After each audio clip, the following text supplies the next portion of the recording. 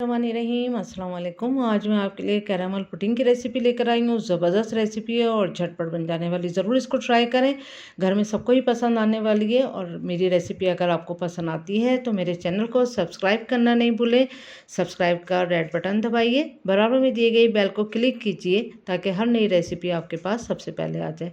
अब आते हैं हम रेसिपी की तरफ। तो यहाँ पर मैंने 500 ml दूध लिया है, फ्रेश ले सकते हैं आप। अब इसका हम एक बॉयल करते हैं।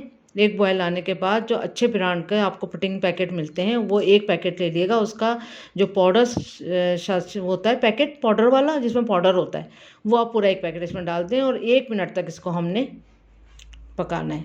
बॉयल आने के बाद 1 मिनट दरमियानी आंच पे इसको पकाना है। जो पैकेट में मेथड है उसको ही फॉलो करें तो ये आप बहुत ईजी बना लेंगे। अब इसका ठंडा होने का वेट करते हैं। आपने इसको फ़ैन के नीचे रख देना है ताकि ये रूम टेम्परेचर पे आ जाए। अब इसमें एक दूसरा साशे होता है, ये होता है कैरामल का।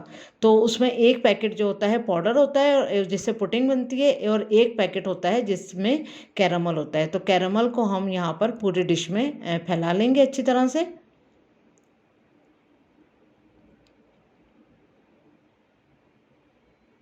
अच्छी तरह से जिस डिश में आप बना रहे हैं उसको अच्छी तरह फैला लें। उसके बाद फिर हम इसमें डालेंगे ब्रेड। तो ब्रेड हमने पहले ब्रेड के हमने साइड काट लेना है।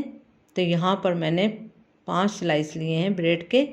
अब इसके साइड काट लेंगे और इसका ब्रेड क्रूम बना सकते हैं आप साइड के, और डिफ्रीज़ कर सकते हैं और फिर बाद में आप इसको इस्तेमाल में ले सकते हैं।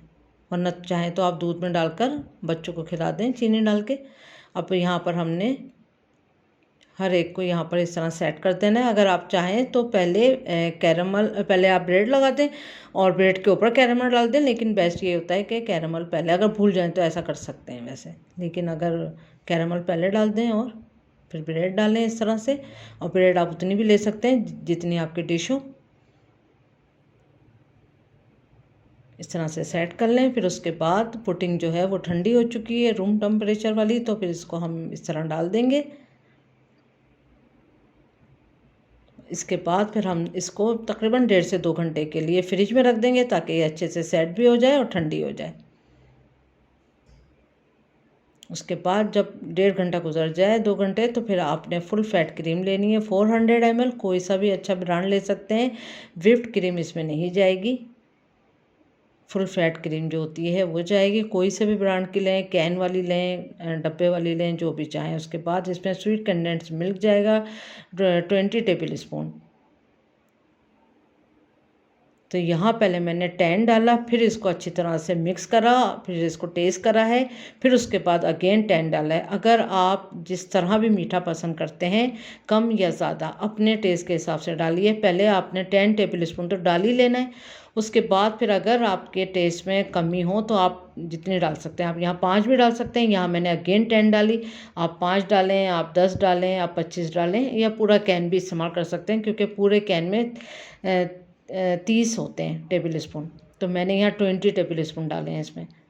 अच्छी तरह से करेंगे इसको मिक्स। अपने जायके के हिसाब से मीठा रख सकते हैं, बस ये बता रही हूँ आपको। अच्छी तरह से करें इसको मिक्स, और मिक्स करने के बाद ठंडी पुडिंग के ऊपर हम ये डाल देंगे। 2 घंटे बाद जब हमने इसको फ्रिज से निकाला, फिर उसके अंदर हमने इसमें क्रीम डाल दी।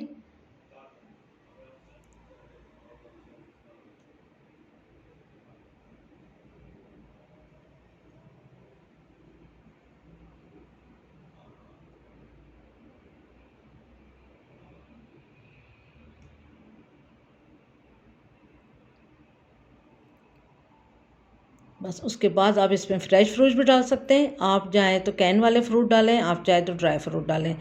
तो बारीक बारीक काट के हमने इसके ऊपर फ्रूट डाल देना है। कोई सा भी फ्रूट जो मीठा हो वो ही डालना है, खट्टा फ्रूट इसमें नहीं जाएगा। चाहे तो खाली ड्राई फ्रूट डालें। अब इसको हम आपने इसको ठंडा खाना है तो आपने इसको 12 घंटे तो देना ही देना है कम से कम। और अगर आप चाहें तो एक दिन पहले बनाएं और दूसरे दिन इसको यूज़ करें तो इसका और भी बहुत बेस्ट रिजल्ट आएगा। ज़रूर ट्राई करें, ये रेसिपी बहुत मज़ेदार है और बहुत अच्छी है। तो उम्मीद करती हूँ आज की रेसिपी आपको पसंद आई होगी। Thank you for watching. Subscribe करें, लाइक करें, शेयर करें। अल्लाह हाफिज़।